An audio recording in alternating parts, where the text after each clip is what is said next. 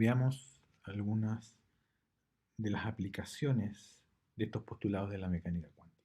Tenemos un operador O, tongo, que tiene solamente tres funciones propias, φ1, φ2 y φ3, con valores propios 1, 2 y 3 respectivamente. Existe un 50% de probabilidad de que al medir sobre el sistema bajo estudio se obtenga el valor 1, mientras que las probabilidades son iguales para la obtención de los valores 2 y 3. Número 1, romano. Calcule el valor medio de la medición. 2. Exprese la función de onda del sistema en función de las funciones propias del operador en cuestión. 3. Calcule otra vez el valor medio de la medición, pero haciendo uso de la función de onda 2, romano, y compare ambos resultados. Y 4. El operador en cuestión conmuta con el operador hamiltoniano y por qué sí o por qué no. Vamos entonces a proceder con la resolución de este tipo de problemas. Primero, tenemos que calcular el valor medio de la medición. Y para eso acordémonos cómo proceder con el cálculo del valor medio. De acuerdo a la materia que habíamos visto en la cátedra, los valores medios se obtienen de ponderar, esto es, recordando la estadística convencional, los valores probables para cada uno de los valores particulares o asociados a esta funciones propias. En este caso, vamos a anotar lo siguiente.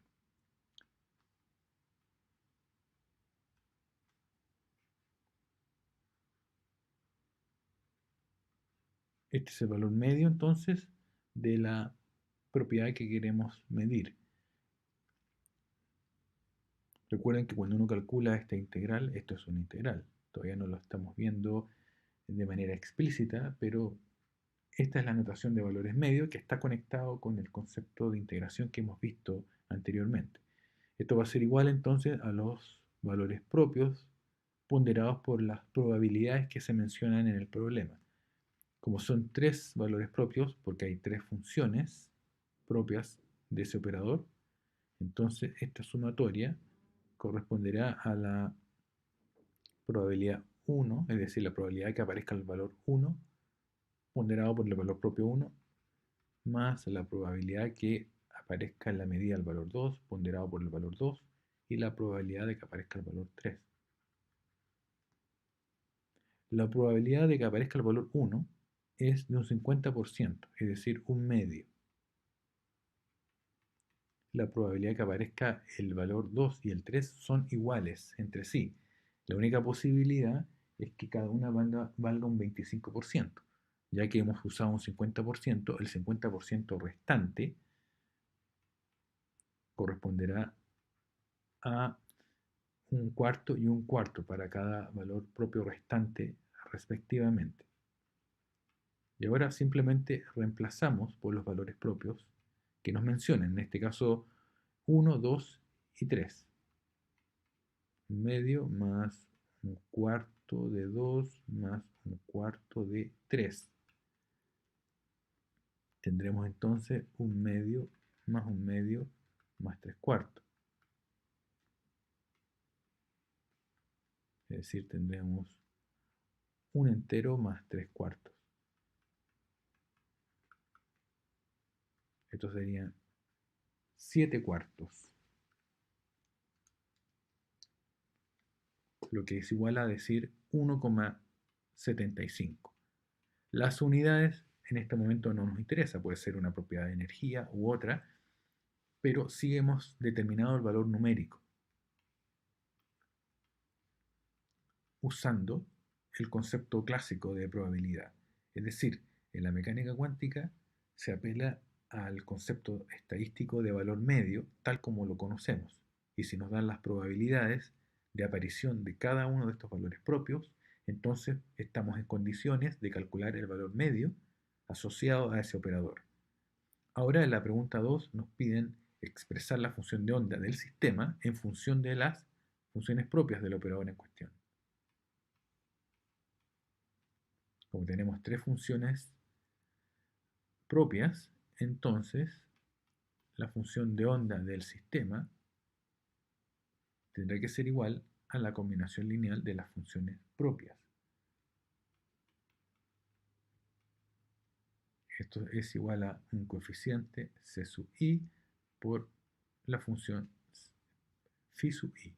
Y por lo tanto tendremos C1 por phi1 más C2 por phi2 más C3 por phi3. Ahí hemos respondido la pregunta 2. Pregunta 3 dice, calcule otra vez el valor medio de la medición, es decir, volver a obtener el valor medio, pero haciendo uso de la función de onda 2 romanos, y compare ambos resultados. Hagámoslo. De acuerdo a la mecánica cuántica, el valor medio de una cantidad asociada a un operador determinado, en este caso este operador o tongo, vendrá dada entonces por el cociente entre estas dos integrales.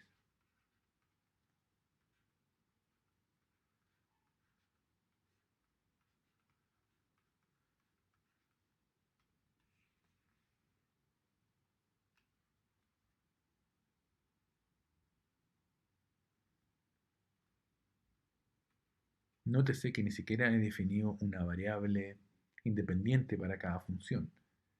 Podemos estar hablando de psi de x o de x, y, z, etc. Porque simplemente vamos a dejarlo todo expresado siempre en términos de integrales, sin importarnos la variable independiente para cada función. ¿Cómo se hace eso? Bueno, ya hemos definido la función de onda como combinación lineal de estas tres funciones propias del operador O.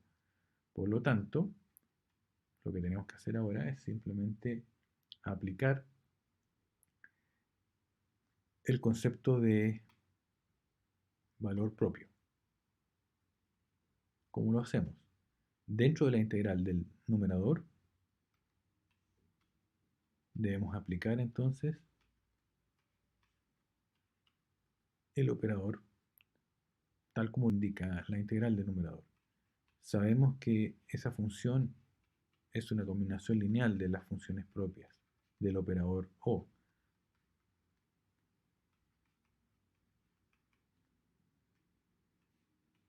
Apliquemos estas funciones. El operador O es un operador mecano cuántico, por lo tanto es un operador lineal. Va a distribuir sobre esta combinación lineal.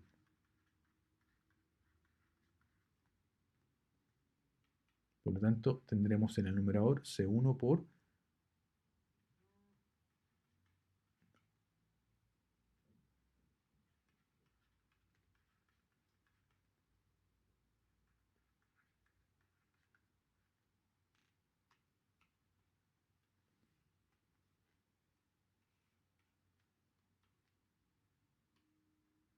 y ahora reemplazamos. El valor propio de la función 1 es simplemente la misma función multiplicado por 1. El 1 no lo colocamos porque en álgebra el 1 se puede omitir. La segunda función propia, al ser afectada por este operador, entrega el valor 2. Y la tercera función propia entrega el valor 3. Entonces ya tenemos la acción del operador sobre la función de onda. Ahora que ya tenemos este resultado, vamos a premultiplicar por la función de onda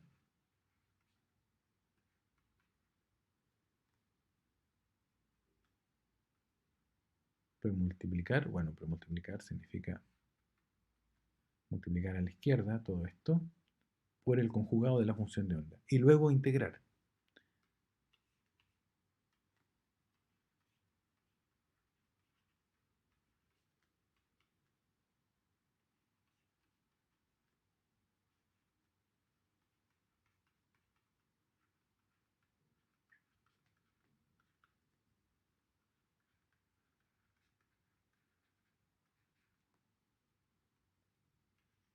Es decir, ahora procedemos a llevar a cabo la integración.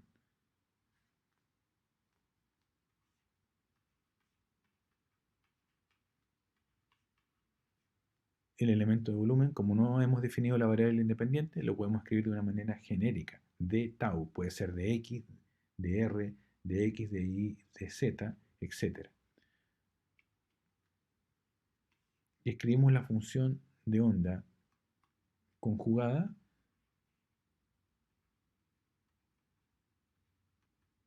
como lo indica la definición.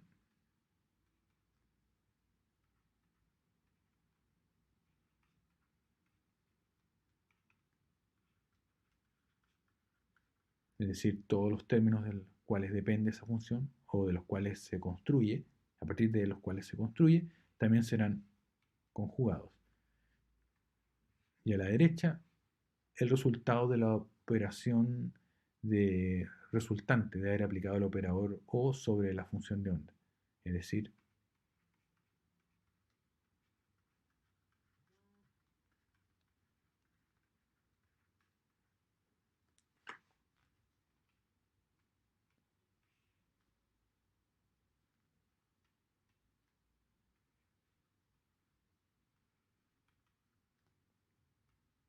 y ahora simplemente comenzamos a desarrollar ese producto de dos trinomios.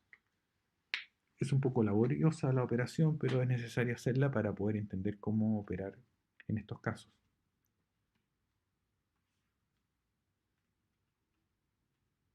Entonces vamos multiplicando. Primer término con el primer término, vamos a obtener dentro del paréntesis de llave el cuadrado del valor absoluto de C1, porque C1 asterisco por C1 es cuadrado del valor absoluto de C1, el coeficiente de la combinación lineal.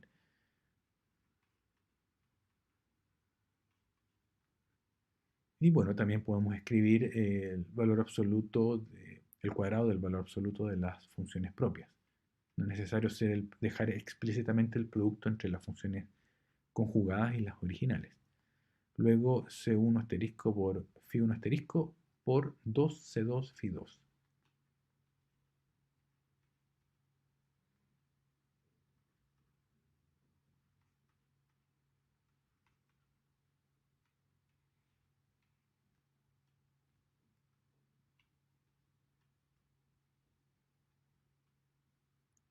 Luego C1 asterisco por Φ1 asterisco 3 por C3 Φ3.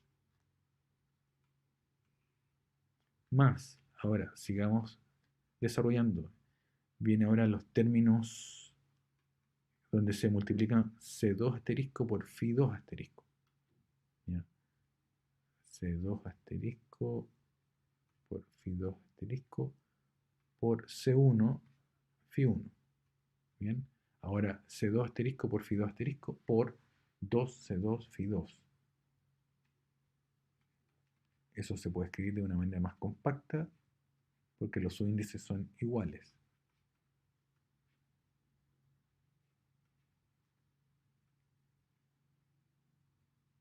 Y finalmente, o sea, todavía no terminamos de desarrollar este producto. Nos queda un tercio del desarrollo, prácticamente.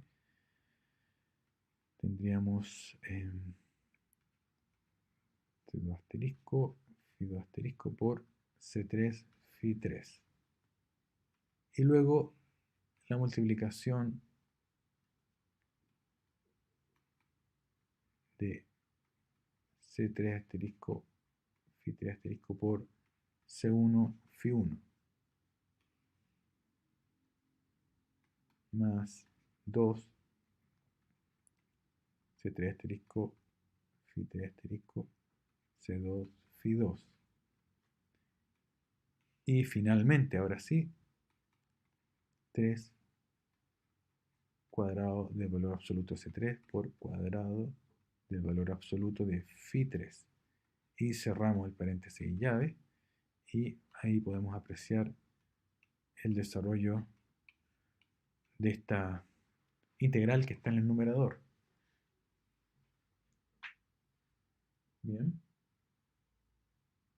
Ahora, por supuesto, aparecen muchos términos y nosotros ahora tendríamos que distribuir la integral sobre los distintos productos de funciones propias. En otras palabras, esto se reduciría a la siguiente expresión.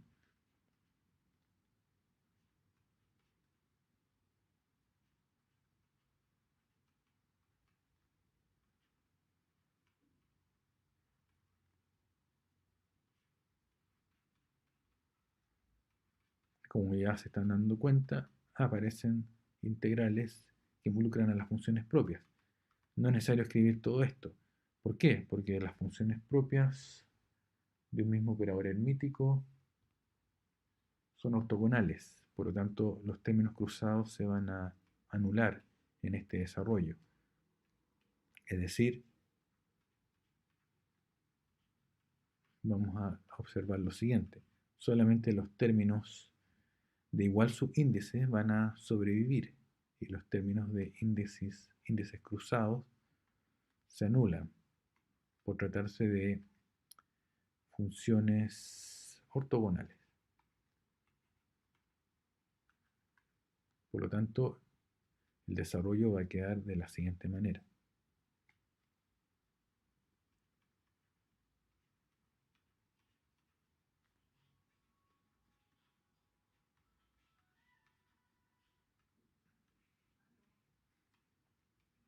Al final se reduce a una sumatoria de tres términos, como pueden observar. ¿Ya?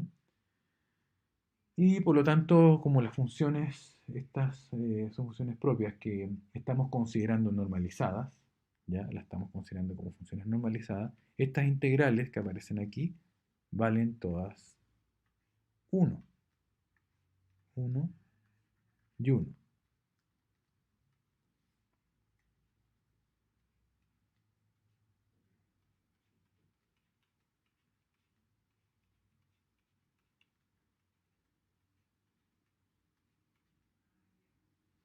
Ahí podemos observar el resultado final de esto.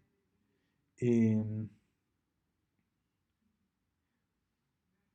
si bien las funciones las estamos considerando normalizadas, también este mismo desarrollo lo podríamos haber hecho sin considerar que las funciones estuvieran normalizadas. En este caso, tendríamos en estricto rigor que también tratar el denominador de esta expresión y desarrollarlo de igual forma.